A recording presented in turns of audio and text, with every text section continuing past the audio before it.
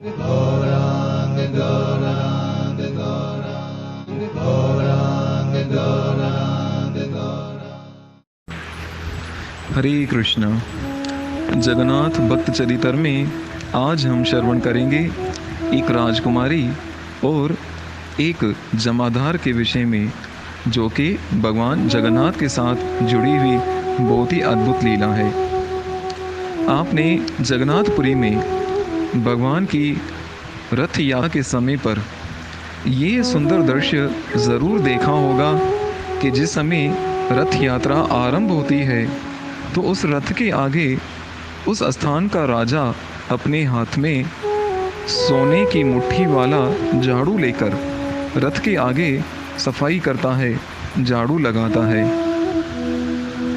और ये प्रथा मात्र जगन्नाथपुरी में ही नहीं, पूरे विश्व में जहाँ भी रथ यात्रा होती है हर स्थान पर ये झाड़ू सेवा की जाती है। 1467 के समय में जगन्नाथपुरी पर महाराज पुरुषोत्तम देव का शासन था और महाराज पुरुषोत्तम का विवाह कांची की राजकुमारी पद्मावती के साथ तय हुआ था। और विवाह के पहले पद्मावती के पिता ने अपने मंत्री को भाग लेने के लिए जगन्नाथपुरी भेजा और मंत्री को ये भी देखना था कि जिस राजा के साथ हमारी पुत्री का विवाह होने जा रहा है उसके सामर्थ्य का भी अंदाज़ा हो जाए। इस प्रकार वो कांचीपुर का मंत्री जगन्नाथपुरी में रथ यात्रा के समय पर पहुंचा।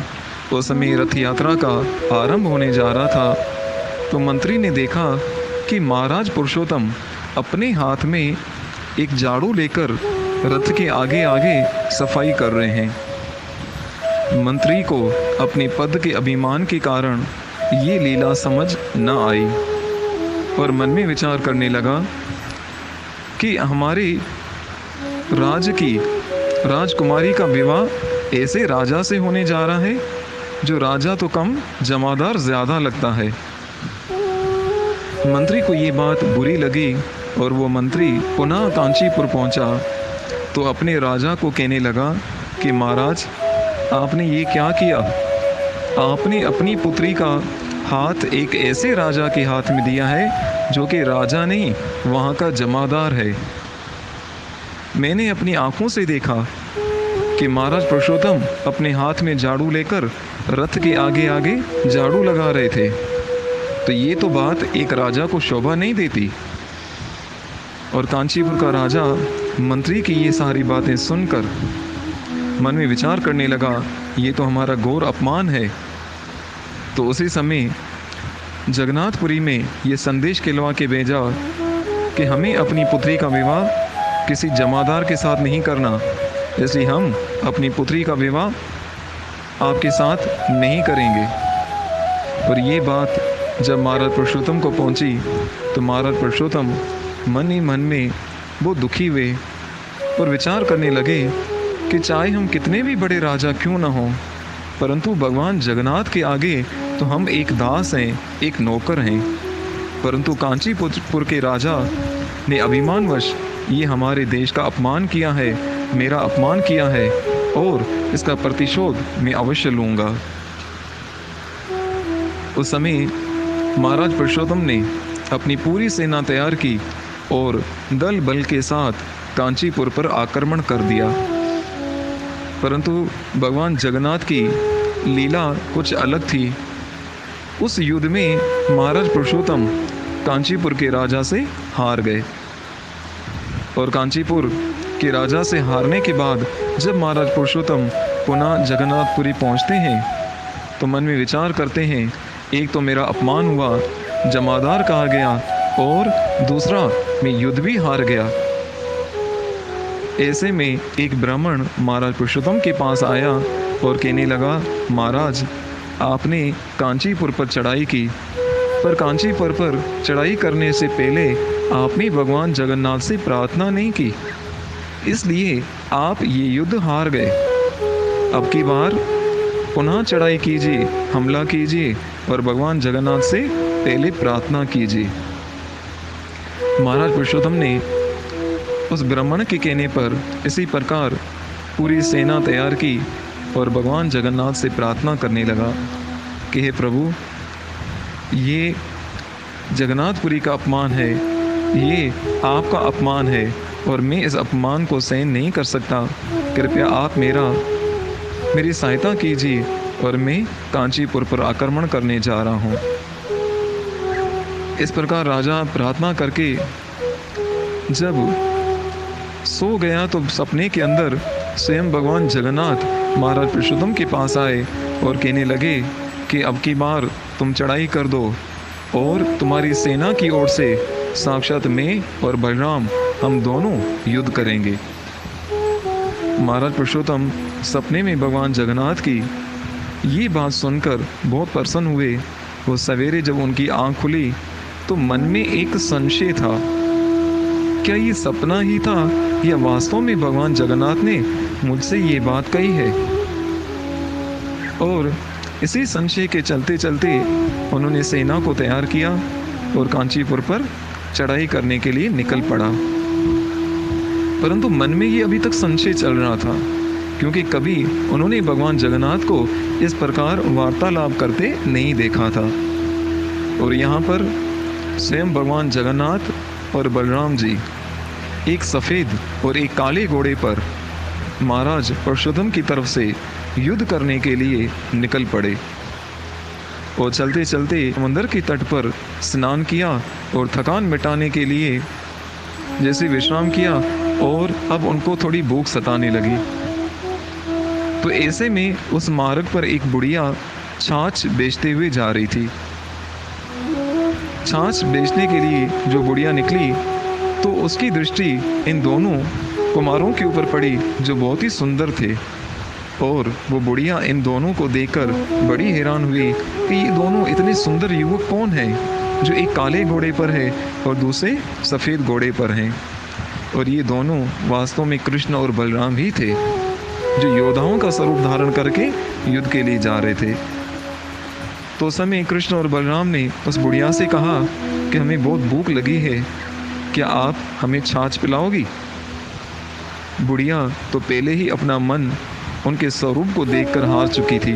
बुढ़िया ने कहा, अवश्य ये मैं सेवा आपकी करूंगी, आइए आप छाछ ग्रहण कीजिए। कृष्ण और बलराम ने उस बुढ़िया का पूरा गड़ा ले लिया और गटागट करके पूरा गड़ा पी गए। वो सारी छाछ पीने के बाद गड़ा वापस किया। बुढ़िया ने उस छाछ का मूल्य मांगा।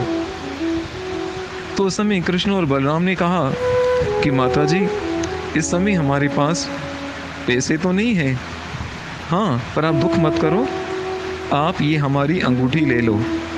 थोड़ी देर में यहाँ से महाराज पुरुषोत्तम आने वाले हैं, उनको ये अंगूठी दिखाना और कहना कि दो राजकुमारों ने ये अंगूठी में प्रदान की है, वो सारी छाछ मेरी पी गए हैं, इसका मूल्य आप चुकाइए।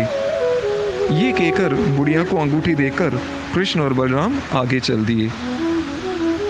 थोड़ी देर में महाराज पुरुषोत्तम जब उस मार्ग पर निकले तो बुढ़िया ने महाराज पुरुषोत्तम को देखा, उनको प्रणाम किया और उनसे कहने लगी कि इस प्रकार दो राजकुमार मुझे मिले, उन्होंने आपके लिए ये अंगूठी दी है और मुझे आपसे छाछ का मूल्य चुकाने को कहा है। मैं बहुत गरीब बुढ़िया हूँ और छाछ बेच के गुजारा करती हूँ, कृपया आप उसका मूल्य चुकाइए और ये अंगूठी आप रखिए। महाराज पुरुषोत्तम बड़े ही हैरान हुए और जैसे उन्होंने वो अंगूठी अपने हाथ में लेकर देखी तो बहुत ही आनंदित हो गए कि ये अंगूठी तो मेरे पूरी जगन्नाथ मंदिर की है और भगवान जगन्नाथ की ये अंगूठी है। इसका अर्थ ये है कि साक्षात कृष्ण और बलराम मुझसे पहले ही युद्ध के लिए निकल चुके हैं। अब तो राजा के मन में जो संशय था वो पूरी तरह से समाप्त हो गया। राजा पुरुषोत्तम ने उस बुढ़िया को बहुत सारा धन दान दिया और अपनी सेना के साथ आगे बढ़ा और कांचीपुर पर आक्रमण किया। इस बार आक्रमण में कांचीपुर की राजा उसकी सेना ज़्यादा देर महाराज पुरुषोत्तम के आगे ना ठहर पाई और थोड़ी ही देर में महाराज पुरुषोत्तम इस युद्ध को जीत गए, क्योंकि साक्षात कृष्ण और बलराम उनकी ओर से युद्ध कर रहे थे।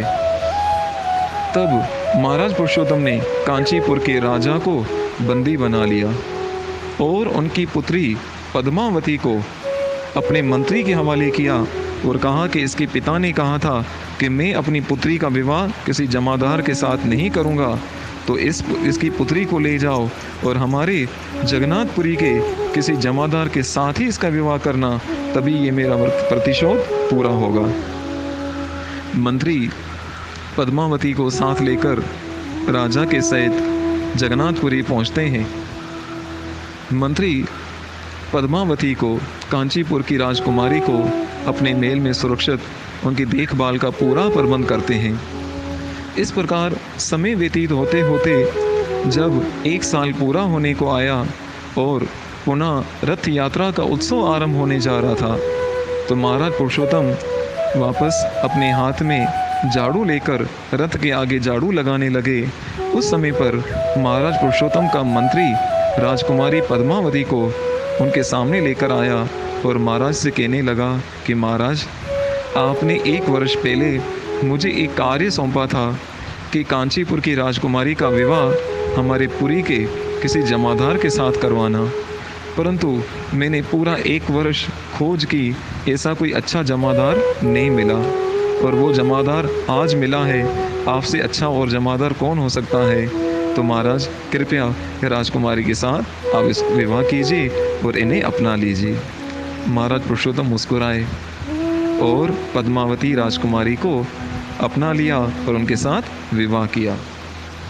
तो इस प्रकार भगवान जगन्नाथ ने अपने भक्त महाराज पुरुषोत्तम की लाज रखी और भगवद गीता में भगवान श्री कृष्ण कहते हैं, अनन्यास चिंतयन्तो माम ये जना प्रिय उपासते तेषां नित्य अभियुक्तानां योगक्षेमं वहाम्यहम्। इस वचन को पूरा किया। इसमें भगवान श्री कृष्ण कह रहे हैं, जो अनन्य भाव से निरंतर मेरी भक्ति में लगे रहते हैं, उनकी जो आवश्यकताएं होती हैं उसे मैं पूरा करता हूँ और जो कुछ उनके पास है उसकी रक्षा भी मैं करता हूँ। और ये महाराज पुरुषोत्तम महाराज प्रताप रुद्र के पिताजी थे, जो महाराज प्रताप रुद्र चैतन्य महाप्रभु की लीला में जिनके विषय में हमने श्रवण किया है। तो इस प्रकार भगवान जगन्नाथ अपने भक्तों की रक्षा करते हैं और जो उनकी आवश्यकताएं होती हैं उनको भी पूरा करते हैं। तो हमें इस प्रकार पूरा विश्वास भगवान जगन्नाथ पे होना चाहिए और सदैव प्रेम से उनका गुणगान करना चाहिए, उनके विषय में श्रवण करना चाहिए। तो ये थे भगवान जगन्नाथ के एक अद्भुत भक्त राजा पुरुषोत्तम, जो भगवान जगन्नाथ के आगे रथ के झाड़ू लगाते थे। वास्तव में हम संसारी तौर पे कितने भी महान बन जाएं, राजा बन जाएं, चाहे हम बहुत बड़े बिजनेसमैन बन जाएं या बहुत बड़ा पद भी प्राप्त हो जाए, परंतु हमारी वास्तविक पहचान भगवान के दास में ही होनी चाहिए और भगवान की कोई भी सेवा करने में कभी उसको छोटा नहीं समझना चाहिए। हरे कृष्णा, धन्यवाद। तो फिर एक और अद्भुत भक्त चरित्र के साथ हम अगली कड़ी में प्रवेश करेंगे। तब तक के लिए भगवान जगन्नाथ का गुणगान कीजिए और भगवान नाम का स्मरण कीजिए। हरे कृष्णा, धन्यवाद। और आपसे प्रार्थना है कि अगर भक्त चरित्र आपको अच्छा लगे तो भगवान जगन्नाथ की इन लीलाओं को ज़्यादा से ज़्यादा शेयर कीजिए और ज़्यादा से ज़्यादा लोगों को भगवान जगन्नाथ के साथ जोड़िए। हरे कृष्णा।